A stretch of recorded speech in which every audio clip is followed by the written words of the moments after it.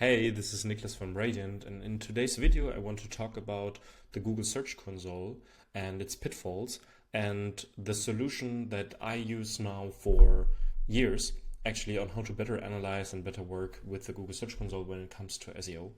So I have the Google Search Console here before me, and you can see the performance of our Radiant.io domain. So we haven't focused too much on our own SEO, to be honest, but still, I think this is a good example on showing you a few things here. So basically, if you go into the Search Console and if you want to analyze stuff, you have multiple options. So you can just go in the performance report and you can look at the queries here, sorted by clicks, sorted by impressions. You can also go to the pages and then you can say, okay, what queries, for example, do I get for that page? Then you can click on the page, go to the queries, check that, and also maybe put the average position here too and look at that over time. But there are a lot of things that are just not optimal in working with the Google Search Console. So first of all, you always have to actively filter for a query or for a page to be able to see the query or the page for the respective filter. Then also, if you want to for example, check the rankings for a particular query over time, you are always just confronted with this chart where it's very, very hard to analyze how rankings actually developing.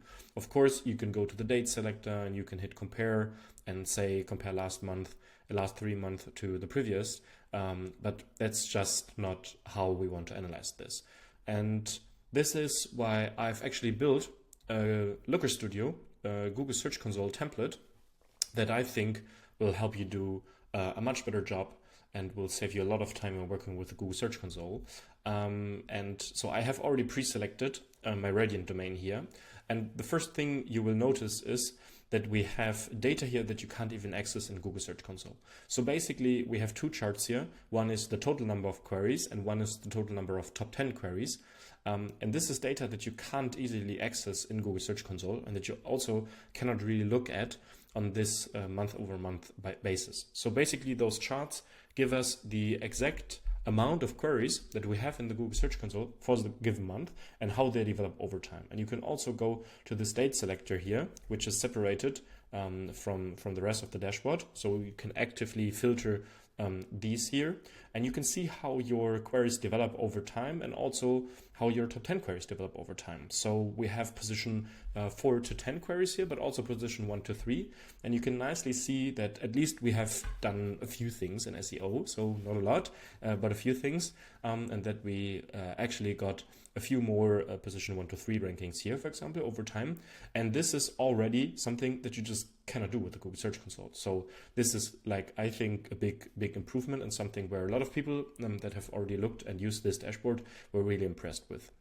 So then you have queries by country, which is also really cool. So if you have a website that has an international presence, I think it's nice to know how many queries you are actually shown for by country and also the proportion of it.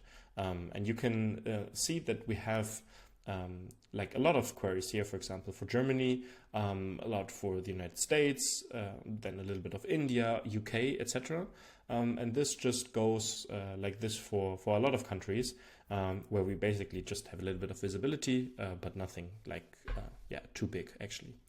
So then we have the biggest movers. This is also really cool to be able to understand how your rankings have changed. So we manually, because we can't do it otherwise, filter here for the average position in the last 30 days and then the average position in the 30 days before.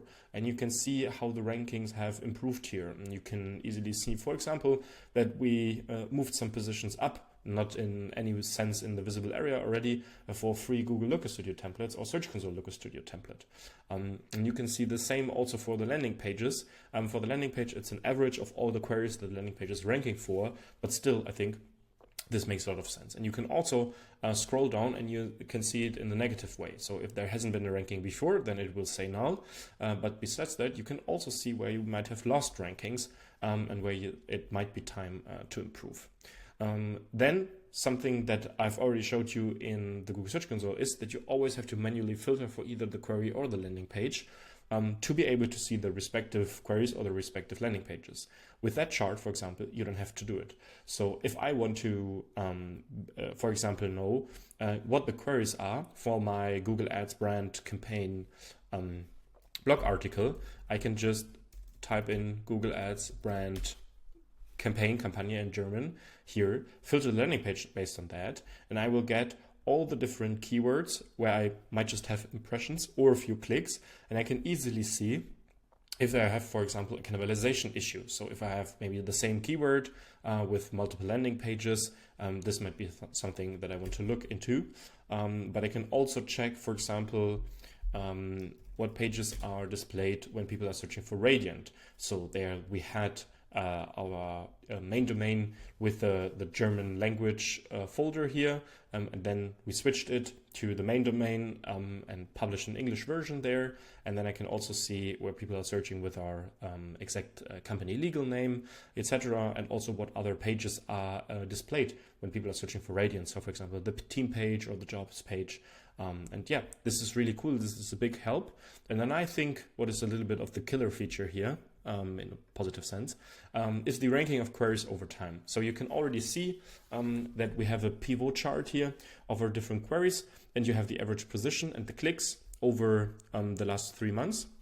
And if you want to, for example, take a look at how has the ranking actually evolved, for example, for Google Ads brand campaign here, then I can click on that and it will filter this chart for me where I can immediately see on a month-to-month basis what the average position is, how my impressions and how my clicks developed. And I can also switch that here. So I can, for example, only look at the last 6 months if I want to just have a closer view on that, or I can reset it and maybe say, okay, I want to take a look at all queries that, for example, contain my name.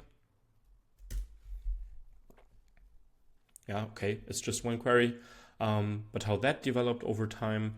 And the most benefit we get from this when we use it with clients is if you work on an optimization of a page and you want to quickly show how that optimization has helped you improve positions and then actually also improve impressions and clicks, you can really quickly and really easily show this based on your Google Search Console data without any super complicated or super expensive SEO tool. And yeah, this is basically it. So this is our Google Search Console rankings Looker Studio template. It's completely free. You get the link down in the description below. Feel free to test it out and leave a comment under the video what you'd like to improve, or if there's anything that you noticed that we could do better, or also other video ideas that you would like to see on this channel. And yeah, besides that, happy reporting and happy working with the Google Search Console.